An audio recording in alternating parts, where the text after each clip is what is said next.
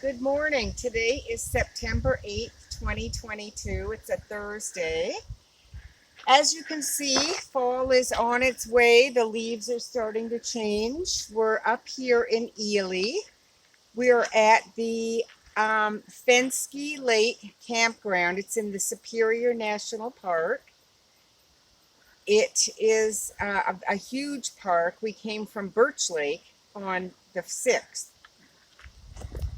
And we're very, very happy with our site, as you will see in a moment.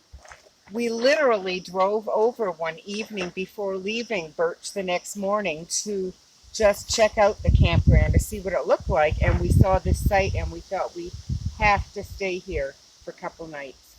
So follow me down and I'll show you our gym.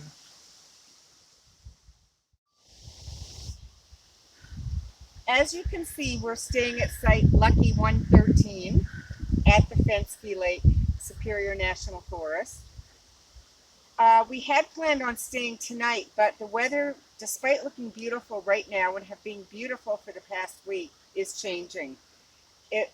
Checking my phone app, it looks like there'll be rain starting later this evening and then through the night into the morning.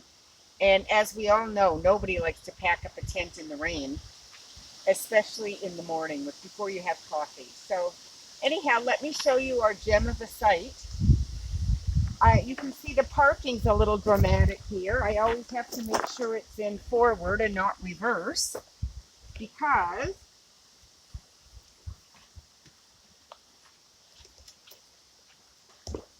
there's somewhat of a steep stairway, which really doesn't affect us too much at all staying here.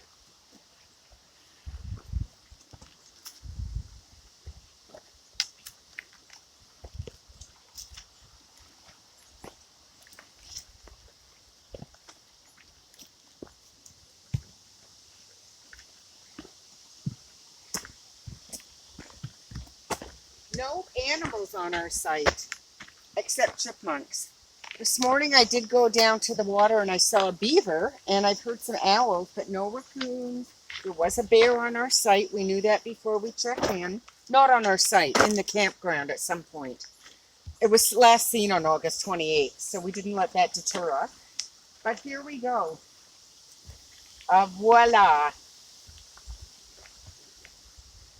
Here we have the first tent pad, which overlooks, there's a walkway, a paved walkway going down to the beach, but not too many people use it. So it doesn't really interfere with our sense of privacy at all. In fact, that's where I hop down in the morning to get down to my rock down coffee drinking spot. My Caribou of the North, Caribou coffee.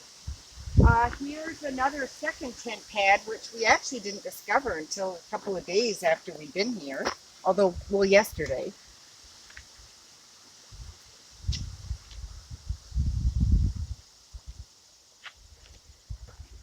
It's quite private. There is a camper, a large camper up top, which you could see, but they don't run a generator or anything, which is wonderful. So they're very quiet. These paths basically just kind of dead end here. You couldn't go down to the water, but you'd have to do a steep descent, which I don't really want to do. It turns out the highway is right behind us, and that is a public water put in. So we walked down there last evening and checked it out. There was a couple of kayakers fishing out here this morning. Jack thought it was possibly a portage route at first because people were taking their boats and then disappearing, but it turned out it was public water access. Back up to the wonderful picnic table, the huge white pine tree. We get wonderful sunsets in this direction and wonderful sunrises in this direction. As you can see, there's a pier, a fishing pier, which is part of the park. If you kind of squint through those trees there.